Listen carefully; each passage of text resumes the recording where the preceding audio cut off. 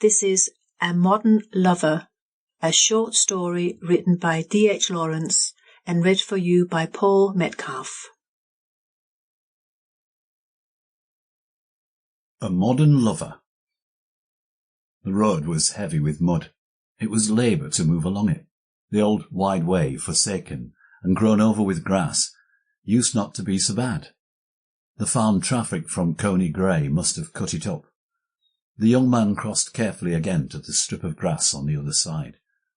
It was a dreary out-of-doors track, saved only by low fragments of fence and occasional bushes from the desolation of the large spaces of arable and of grassland on either side, where only the unopposed wind and the great clouds mattered, where even the little grasses bent to one another, indifferent of any traveller. The abandoned road used to seem clean and firm. Cyril Mersham stopped to look round, and to bring back old winters to the scene, over the ribbed red land and the purple wood. The surface of the field seemed suddenly to lift and break. Something had startled the peewits, and the fallow flickered over with pink gleams of birds white-breasting the sunset. Then the plovers turned, and were gone in the dusk behind. Darkness was issuing out of the earth, and clinging to the trunks of the elms which rose like weird statues, lessening down the wayside. Mersham laboured forwards, the earth sucking and smacking at his feet. In front the Coney Grey farm was piled in shadow on the road.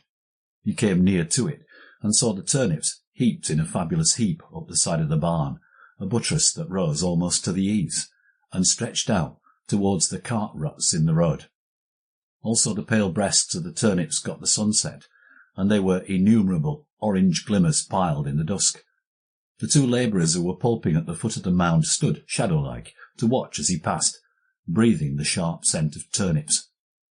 It was all very wonderful and glamorous here, in the old places, that had seemed so ordinary. 3/4 of the scarlet sun was settling among the branches of the elm in front, right ahead where he would come soon.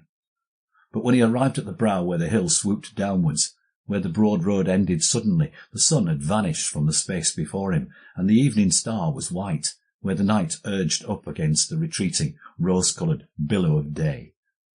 Mersham passed through the stile, and sat upon the remnant of the thorn tree on the brink of the valley. All the wide space before him was full of a mist of rose, nearly to his feet. The large ponds were hidden, the farms, the fields, the far-off coal mine, under the rosy outpouring of twilight. Between him and the spaces of Leicestershire and the hills of Derbyshire, between him all the south country, which he had fled, was the splendid rose-red strand of sunset, and the white star keeping guard. Here, on the lee shore of day, was the only purple showing of the woods, and the great hedge below him, and the roof of the farm below him, with a film of smoke rising up. Unreal, like a dream which wastes asleep with unrest, was the south, and its hurrying to and fro. Here, on the farther shore of the sunset, with the flushed tide at his feet, and the large star flashing with strange laughter, did he himself naked walk with lifted arms into the quiet flood of life. What was it he wanted, sought in the slowly lapsing tide of days? 2 years he'd been in the large city in the south. There always his soul had moved among the faces that swayed on the thousand currents in that node of tides, hovering and wheeling and flying low over the faces of the multitude like a seagull over the waters, stopping now and again and taking a fragment of life, a look, a contour, a movement to feed upon. Of many people, his friends, he had asked that they would kindle again the smouldering embers of their experience.